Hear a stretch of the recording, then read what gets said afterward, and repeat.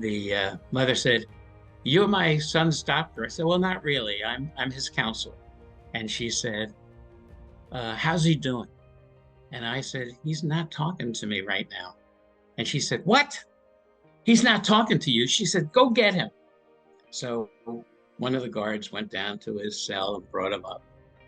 And she looked at him and she said, "Are you not talking to the doctor?" And he said, "No, he's a hunky." And she went whack across his head. And he said, "Don't do that, Mama. Don't do that." "Well, are you going to talk with him?" "No, Mama." Whack. She hits him again. The Tom Screen podcast is owned and made possible by Ethical Marketing Service. If your business is struggling with Google or Facebook ads, maybe you're frustrated figuring it out or there's a performance issue, Ethical Marketing Service has worked on hundreds of accounts and we can help in this area. We offer a 30-day money-back guarantee. If you would like to find out if we can help, it's a free, no salesy consultation call and the link is in the description. Enjoy the episode.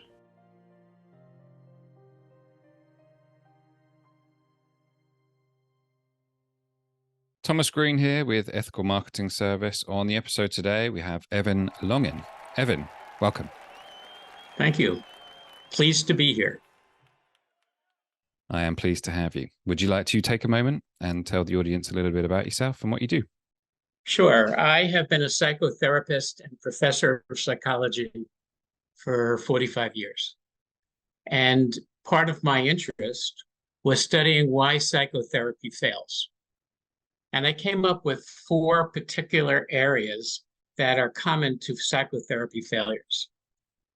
And those same 4 factors, as I researched our civilization, I found always are part of failure in society and ultimately evil.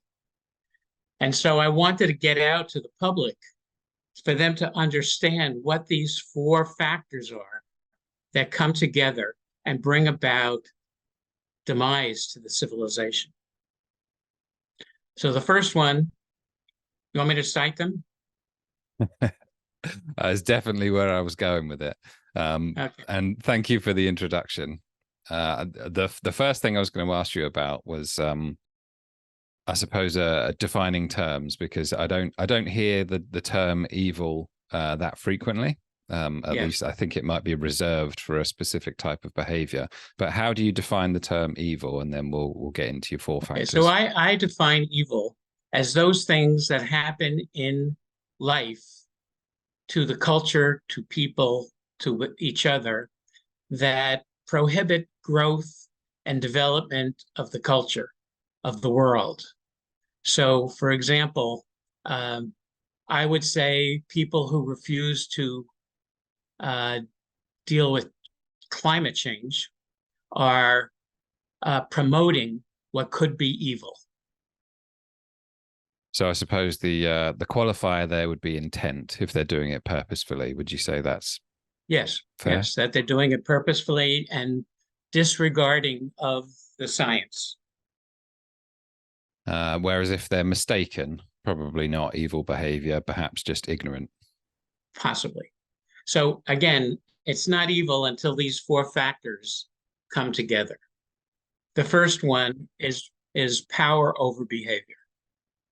So that when a individual or a parent or a president or a company utilize the power they have to dominate others. The second one is binary thinking, that us and them, they are not the same as me. And that happens in psychotherapy too. That's one of the biggest problems in psychotherapy. The psychotherapist believes they are somehow more empowered, they are somehow more knowledgeable than the client or patient who comes to meet with them. The third one is simplistic solutions to complex problems. So, for example, building a wall is going to save the world from migration. And the fourth one is controlling information, not letting the truth be known, giving alternative facts rather than being open to dialogue about what's happened. So those are the four factors. And I first noted them in psychotherapy, but man, oh man, I think you, being a person who's interested in ethics, understand that those same four factors come to play daily in our world. Definitely. And just a quick question in terms of, does it have to meet all four, or can it meet some of them and still be evil? What are your thoughts there? No, I think it has to meet all four. And as we approach all four, things get much more precarious. How so? When people on news, for example, in the US, Fox News, as they start to change the dialogue or change the facts, we're starting to see the growth of possible evil. When a political party has control or overly influential in that, we see things grow even more difficult. So we see first the control of information, then we see distortion of facts, then we see a power base using its influence to change that, then we see whether or not they start to set up binary thinking, like migrants are inferior to white people, or that they use their power to somehow hurt individuals or political beings. What we see today in the news is some individual who takes out his sniper rifle and is threatening to kill the president. So we see that now enters into evil because it's power over behavior, us versus them, along with the wrong information and simplistic solution to a problem. So that starts the process of evil. Does that answer your question?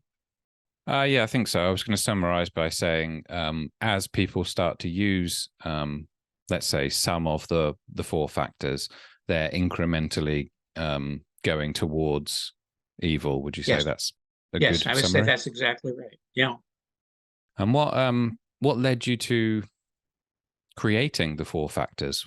What was the thought process there? The thought process began with psychotherapy. So I was a professor of graduate counseling, and I had a small group, an institute that three of us founded about 25 years ago, in which we were trying to promote postmodern behavior, postmodern psychology. And that was a whole new way of thinking about psychotherapy. And in our work, we started to see certain people coming to us who weren't getting well. For example, I had a young boy, 12-year-old boy, who was thrown out of McLean's Hospital. That's a very famous psychiatric hospital in the Boston area, and it's part of Harvard Medical School. And he was thrown out of treatment because they said he was treatment refractory. Holy cow, he's treatment refractory. It's his problem. It's his problem that he's not utilizing psychotherapy well. So our team brought him in, and we asked his parents to join us. And we had him join our treatment team. So we have a reflecting team, a group of people, not just one therapist, but there were three of us on the treatment team. And he became the fourth member of the team. And we had him sit back with us and listen to the discussion of his parents about the history of his problem. And the therapist working with the family asked the parents, when did this begin? And they said, he was a perfect kid. He was a great kid. But somewhere around the death of the grandmother, he started to act up. And we didn't understand what could have happened to make him act of. Well, the father turns to the mother and says, well, have you ever told him how much pain you were in, how depressed you were at the death of your mother? She said, no, of course not. I don't want to burden him with that information. Well, shortly afterwards, we go to the reflecting team and we start talking, and he says, hold it a second, hold it a second. You mean to tell me my mother was depressed? I just thought she was crazy. So we said, well, what made her crazy? Well, she didn't respond like she used to respond. She wasn't warm. She wasn't available. And I said, so how did that affect you? He said, well, I started getting angry. I started telling people I don't want to be part of their system. They weren't any longer available to me. And then he said, can you believe that? I've been in a psychiatric hospital and my mother was the problem. And it was voila, right in front of us, an amazing turnaround because we had him listen to the discussion of his family. And was that, so we've done that a lot. Was that control of information? Is that her being guilty of a bit of control of information there, and that's why it went wrong? Yeah, she was part of it. Control of information. The psychiatry world was power over behavior. They didn't listen to him and what his problem was. They weren't open to the possibility that he wasn't the patient. They set him up as a separate individual apart from the dialogue going on in his life, in his world. And the binary thinking is the refractory part that you mentioned. Right, that he's a patient. He can't have anything to say. We know the answers. And I suppose I don't think there was a solution offered, though, in that case, was there? Yeah, the solution was that he came to us and got to listen, and the family got to present itself in new ways and provide new information and be open to new possibilities. That's what this is all about. We're postmodernists. So what is postmodern? The first thing about postmodern is that there are many possible ways to go, that we're opening to listening in dialogue to other people, discuss ideas, and see what could emerge. The second thing is we provide a safe, non-threatening environment where we're all equal in the discussion. So though I'm Dr. Longin, I prefer being called Evan Longin. And I try to reduce the distance between the client and myself. The third thing is that we don't look for simplistic solutions. We look to see the possibility of many different solutions. I'll give you another example. I was working with a team that went to the Middle East, and we were bringing Palestinian adolescents together with Israeli adolescents. And so we had binary thinking. And when we interviewed these young people initially, they saw the problem as being the other side. And they did not take responsibility that their side might have something to offer to why this was a crisis. And the simplistic solution is to shoot one another. So we tried to change the binary thinking to we're all human. We all have similar things in common. And with a team, again, we would have some of the Israeli and Palestinian youth on a team with a team director, and we would have one person interviewed by another of the counselors. And when they listened without judgment, without immediately reacting, and only listened to the story that the other person, the Palestinian or the Israeli, was saying, what they came to is, hold it, that's my story. That's what I think about him. And he thinks the same thing about me. How could anybody think that way about me? And so we reduced the difference between people. We brought them together in dialogue in a non-threatening environment. And we looked together to collaborate on solutions. So the first thing we did to make solutions is we had them work on art projects together. And so there was 2 Palestinians and 2 Israelis to an art group. And they had to come together with how they were going to create an art project. And they saw that there were lots of differences and difficulties coming together, and they would have to dialogue amongst themselves about coming to common solutions. So here again, we use this postmodern thinking, this idea that there isn't one solution, that there are many solutions, that collaboration between people is helpful, that being in a non-threatening environment that's open to you being equal to me brings about the possibility of change. I'm in total agreement. I suppose the question I would have is what's the alternative, or why would anyone be against the way that you described the postmodern approach? Well, first of all, when we go back and deconstruct the history of certain ideas, we find out they're rooted in the idea that people who have information are more powerful than other people. And people go back to these ideas that haven't really been tested. Oh, let's look at Galileo, for example. When Galileo confirmed Copernicus's ideas about the universe, the Pope and the clergy knew he was right. They were the scientists of the time. They knew he was right, but what did they do? They said getting this information out to the public would be harmful to the church. They can't handle the truth. There's a movie, right?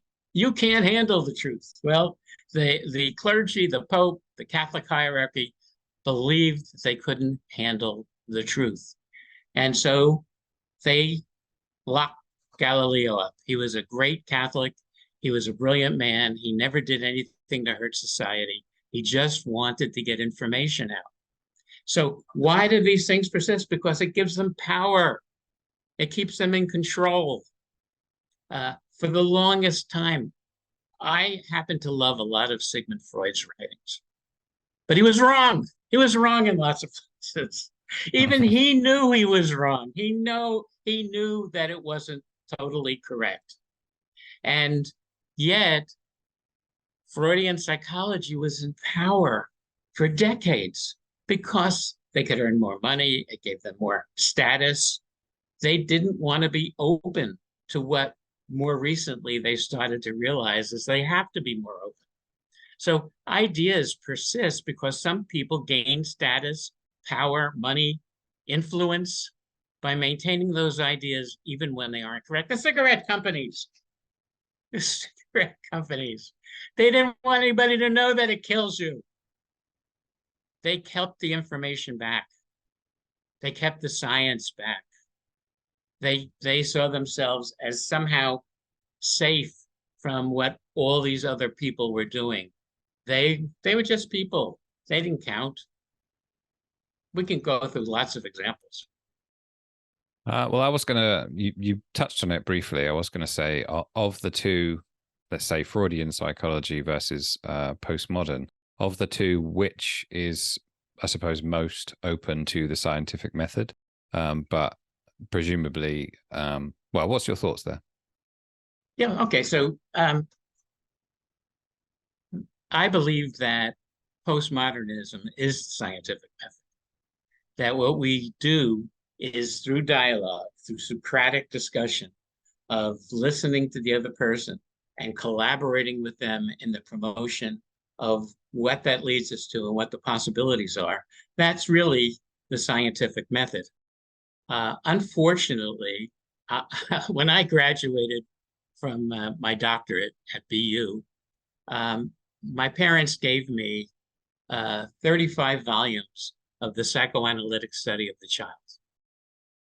I was so pleased because originally in my graduate studies, I was mostly studying under Freudian psychologists, psychiatrists.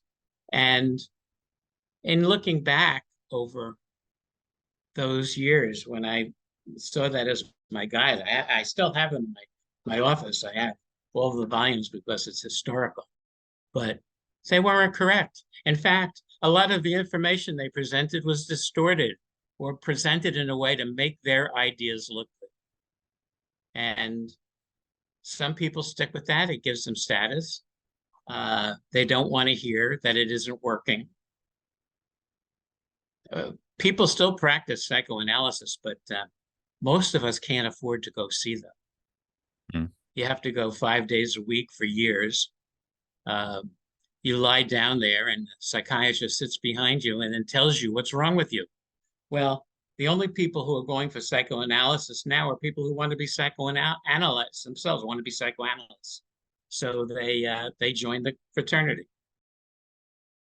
So I don't think Well, there's as you're giving scientific. these examples, that the one of the four factors are going off each time you say something. So it's like control of information in this particular instance. So yeah, Yes. it's an interesting thing that you come up with. The interesting question that that occurs to me as we're speaking is, you've made these observations, and I find them interesting anyway. But what do we then do with that information? Thoughts there? So first of all, so in our case, and me as when I was working with my team, we trained dozens of psychotherapists in the way we do things. We wanted to promote people learning about this, participating in it, being part of our teams. I tried in my classes in graduate school to teach these ideas as well to my students. And part of the problem was my chairperson in my department would tell students, Evan's very philosophical and theoretical, and I don't know if you're able to understand it. Well, that wasn't the case for my students. They loved it, and many of them went on to study with me after they got their degrees. So one, I wanted to spread the information, train people, teach people. And it became imperative. That's why I wrote the book I wrote, The Roots of Evil. I don't know if you had a chance to read it, but it goes over these ideas. And I said, I felt this need to get the information out to the public, that these are the things that are going on in our culture today. And we have to be on alert for them, or we're going to face grave consequences. And would you say that there is more of these behaviors going on now, or is it just sort of steady throughout history? Any thoughts there? It comes and goes. And we've seen all throughout history, these things create evil. We go back to the Nazis. That's one that everybody agrees on. All those factors were there. We go back to the Spanish Inquisition. All those factors were there. We go back to the Roman Empire. All those factors were there. Throughout our culture, we go back to the very formation of the Bible and the information that they chose to leave out. I mean, we can go to the Old Testament or the New Testament. In both cases, they abridged the information that was available at the time. And nobody knows about it. How many people know about the Council of Nicaea? How many people know about the Gnostic Gospels? Are you familiar with the Gnostic Gospels? You'll be making stuff up. I wouldn't know. Yes, you should read about it. The Gnostic Gospels were the Gospels to Jesus's life that were done by his contemporaries. They included Thomas, who became known as Doubting Thomas, Mary Magdalene, Judas. All of them wrote accounts of Jesus's life. But at the Council of Nicaea, they decided that they all had to be burned. And so they destroyed almost 80 Gospels of Jesus by the people who knew him. Instead, they took the Gospels of people who were 100 years after Jesus, who learned about the stories being handed down, And those left the Catholic Church to become a very powerful organization and do exactly what Jesus said they didn't want. They didn't want a priestly caste. He wanted people to talk to God themselves. And so nobody knew about the Gnostic Gospels until, I think, 1957, when they were found in a pit, a burn pit in Nag Hammadi, Egypt. And they were fragmented together, and all of a sudden, we had a different story. It's much the same, but some very different aspects to the story. And they still are not known by people. How many people know that Adam had wives before Eve? Mostly we don't. But in the Apocrypha, the contemporaneous writings to the Bible, where these stories were drawn from, Adam was originally connected to Adamah. Man and woman were back to back connected in the garden. And in the original stories, they went to God and they said, listen, this is very difficult. We can't make love this way. And all the other creatures can in the garden, but we can't. So God said, yeah, I made a mistake. That's not a good idea. And he separated them into Adam and Lilith. So now we went from Adam and Adamah to Adam and Lilith. And unfortunately, Adam and Lilith, according to these stories, conflicted on who should be on top and who should be more powerful. So Lilith went to God and said, I want to be on top. I want to be the stronger. And God said, no, I'm making Adam the strong.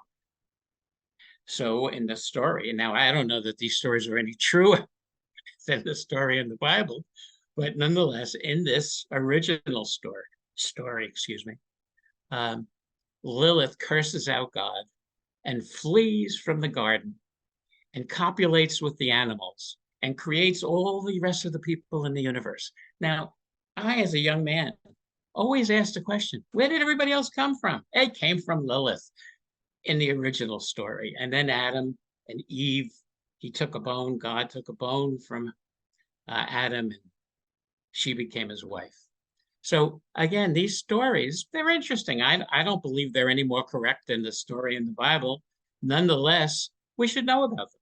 They should be part of our discussion. They enrich us as people to know the origins of where we come from. I agree.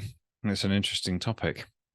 I don't know why this comes to me, but I'd just like to know what your thoughts are. In terms of if you see these factors, the 4 factors in, let's say, the leaders that are in your country or whatever that example might be, what to do about them? Okay. Well, you got to vote for sure.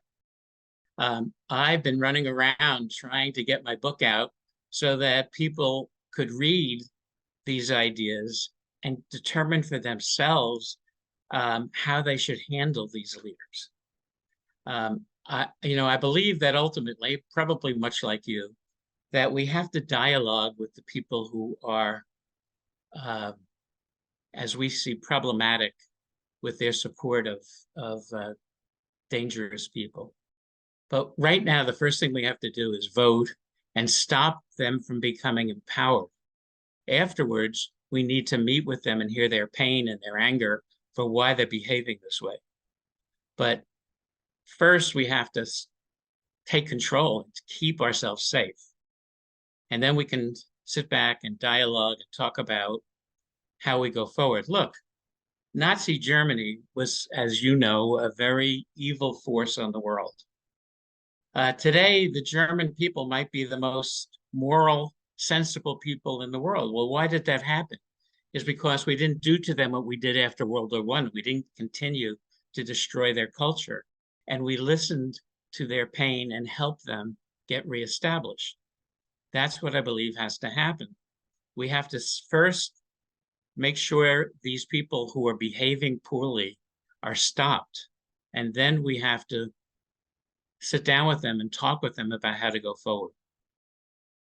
Do you give any advice to let's say if someone was to read your book and then think, yeah, that's a very astute observation, do you give any guidance to them around the possibility of them referring to someone as evil when they might just be mistaken? Or do you know where I'm going with that? Yes, I don't think we should refer to them as evil. We have to refer to them as somebody who doesn't have the correct information or enough information or not listening to what other possibilities there are. We don't want to go around and make it us versus them, because that will only further incite them.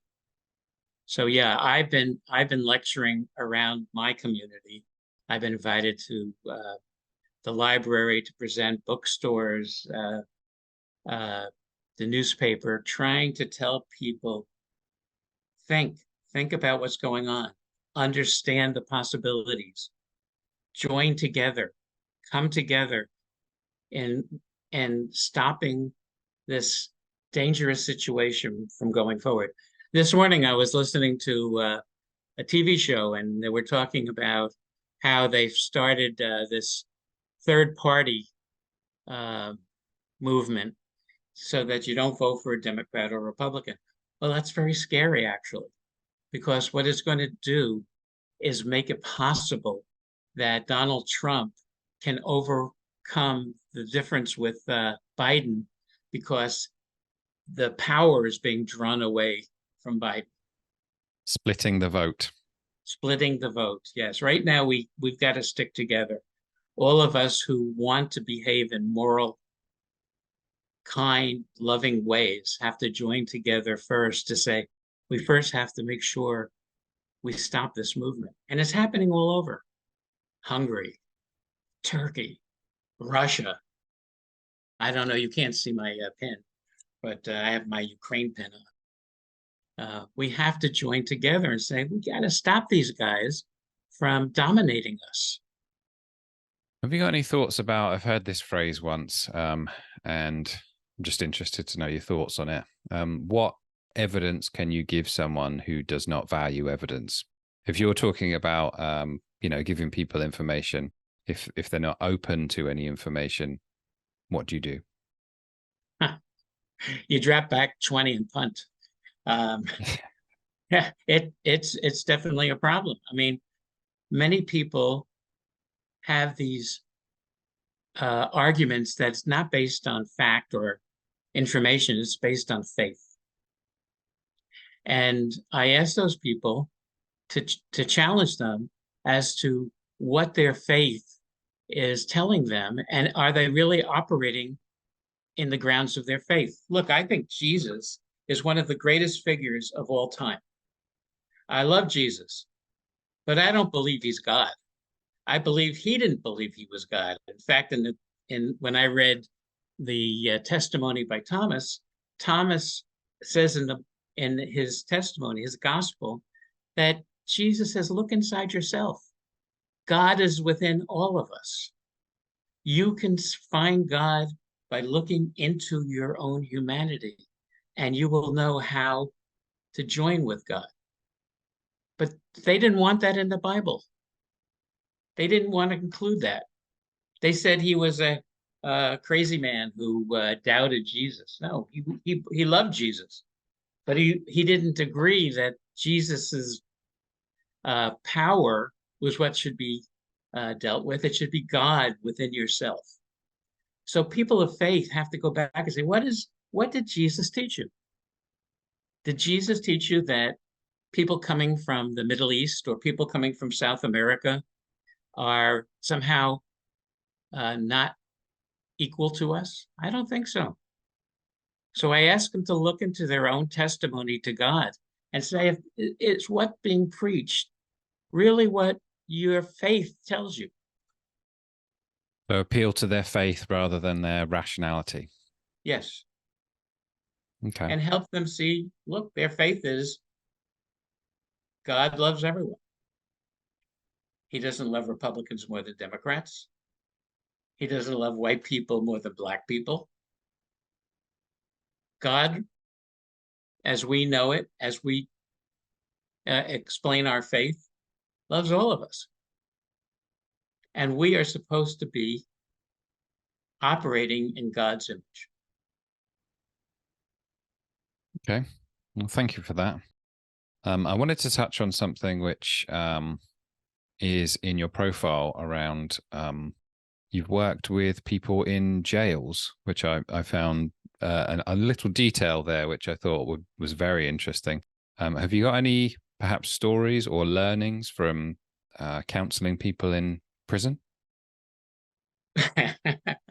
Well, the first thing I learned was that the ideas that I was studying at the time didn't work. So when I walked in to counsel and bring somebody to my counseling office in the jail and said to them, I'm your counselor, tell me how I can be helpful. They looked at me and said, you're a fucking white hunky. I'm not talking to you. So I said, oh, this isn't going to work very well. And then one day, a mother came up to me. She came for visiting time with her son. She had an 11-year-old son.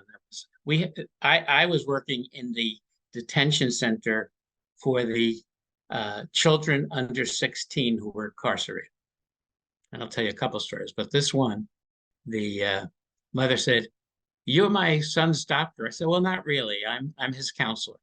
And she said, how's he doing? And I said, he's not talking to me right now. And she said, what? He's not talking to you. She said, go get him. So one of the guards went down to his cell and brought him up. And she looked at him and she said, are you not talking to the doctor? And he said, no, he's a hunky. And she went whack across his head. And he said, don't do that, Mama. Don't do that. Well, are you going to talk with him? No, Mama. Whack. She hits him again. and he said, stop it. That hurts. And so she said, you not going to talk to him? I'm going to whack you one more time. Okay, Mama, I'm going to talk to him. I said, Mama, would you come every week back here and meet with your son and I? And he said, no, she won't. And she said, yes, I will. And that moment, I went running through the hall saying, I discovered family therapy. I discovered family therapy. And the social worker, so I was a fellow in psychology. The social worker said, you didn't discover family therapy. There are other people out there doing it. I said, wow, why don't they teach that in psychology? So, yeah, there was a realization. One very, very bright young man said to me, listen, Doc, if I work with you and you help me, I can't go home. I can't go back to the streets. You're taking away my ability to function as I need to function to stay alive. And I said, well, I get it. I understand. I said, but maybe we can just talk about that over time and I not try to change you from being what you believe. That will keep you going forward. So one of the things I understood mostly, having worked in that situation, was that we had to adapt to what people needed, not give them what we think they should have, as they aren't going to take it. It isn't good for them. That is a great story, and thank you for sharing it.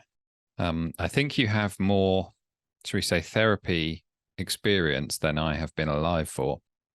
So I would regret not asking you about, perhaps other than the 4 factors that we talked about so far, what would you say that you've learned about the human being with all your experience?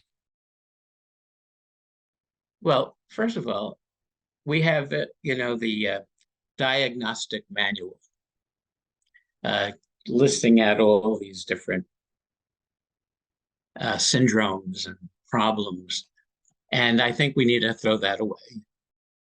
And I believe the thing that mostly causes people to be dysfunctional and develop mental issues is trauma. And trauma is at the basis of most mental disorders. So I think we have to listen to their pain. We have to listen to their trauma. We have to help them get back in touch with the things that prohibit them from allowing themselves to develop a new story about themselves, that they're stuck. I sat with somebody just the other day who was telling me that the story that dominates his life is that his father brutalized him, that he realized that every time he wanted to express himself, he would get brutalized, assaulted by his father. And it's taken him years and years of psychotherapy to really get that that's the origin of his problems. And ultimately, after finding that out, understanding that he had to forgive his father because his father didn't know any better how to function, and his father had his own devils that guided him. So my sense is that any psychotherapy that helps you, one, understand the origins of your pain, and then helps you find new ways to go forward, and ultimately helps you to be forgiving and loving of yourself and others, is what psychotherapy is all about. A great answer. Thank you. It makes me want to follow up on, because you gave a great example on perhaps one of your, should we say, what comes to mind for you in terms of the biggest success story that you've had in relation to dealing with a client? The biggest success story. That's For the you. tough one. I'd like to think that many of the people who found their way into my office found it a useful experience and guide them to a new place. But I have one story in mind. Again, this mother was referred to me by her physician. Her son, after school, had gone back to school with a baseball bat and broke in all the windows on the first floor of the school. So he was told he can't come back to school until he's certified by a therapist to not be dangerous. And the family physician referred them to me. So when she called my office, I said, okay, as you might expect by now, I said, great, bring your son in tomorrow with his sister and your husband, and we will all meet together. The mother said to me over the phone, no way, my son is a problem. We're not all coming for therapy. And I said, well, you'll have to humor me because this is how I work. I would like you to bring your son in and your daughter and your husband. Oh, I'm not coming. I said, okay, call back the physician and ask him if he can refer somebody to you other than me who does it differently. Well, he'll be mad at me. He said you're the one who could help my son. So I said, okay, come in tomorrow.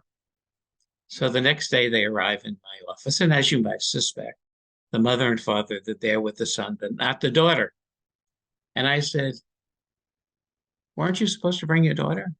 And she said, I'm not listening to everything you tell me. I said, well, I should really send you home, but let's all sit down in my office. And I said, I usually work with a team, but the team's not here today. So I'm going to ask your son to be my assistant, and we're going to work together on this. And she said, you're out of your mind.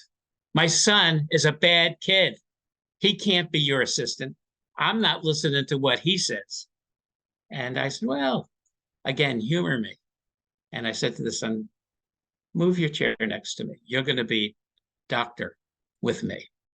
And the kid listened to me, kind of shrugged his shoulders. And I said, so what was happening in the family when you went and knocked out the windows? Don't you answer that question, the mother said. And he sat there quietly. I said, do you have any idea why your mom doesn't want me to hear what was going on when you went back to school and knocked out the windows? And he said, I'm not sure. And at that point, for the first time, the father spoke up. And he said, I can't let this keep going on. My wife is a drunk. When he came home from school that day, she was passed out on the floor. And he went back to school and knocked out the windows. Wow, I said, what a good thing you did. And the father said, why was that good? I said, because he was trying to call for help. He wanted us to pay attention to the drama going on in your family. And at that point, the mother left. The father said, thank you. And I thought that was one of my best moments. That Oh, kid, congratulations. instead of being labeled, instead of having to go forward as though he was the problem, was freed to see that he had good reason for doing what he did. I kind of don't want to spoil the ending by asking, but I have to ask: was there any improvement, or should we They say? never came back to me. The mother went to a psychiatric hospital, and what I heard afterwards, the parents separated. But for me, it was just that one moment of clarity that got them to treat the proper person. Yeah, and also, finding the truth in some sense, which Yes, is, I know, I can be painful, I suppose, but is definitely better than living in a lie.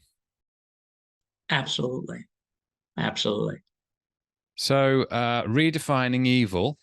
Are you proud of what you created? I am, but mostly it's in a bubble. I have been unable mostly to get this book into the general milieu. I've sent it to the major stations. I've sent it to the major newspapers. I've gotten great reviews in the local newspapers. I've gotten great reviews on the internet, but can't get it out there. And that's why I was so excited to be here with you. And I hope your population that are listening to this will go out and share these ideas with other people. Well, I've heard some themes around, let's say, people who have done best-selling books and that sort of thing, and Amazon ads is a theme. So you get to put your book next to books that are similar when people are buying those. So could be a piece of advice that might work for you. Thank you. In terms of how it was to write, any thoughts there? Well, it took me about 20 years to write this. It started out as a book for psychotherapists.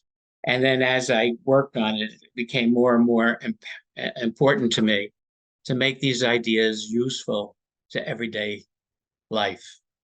So it took me a long time.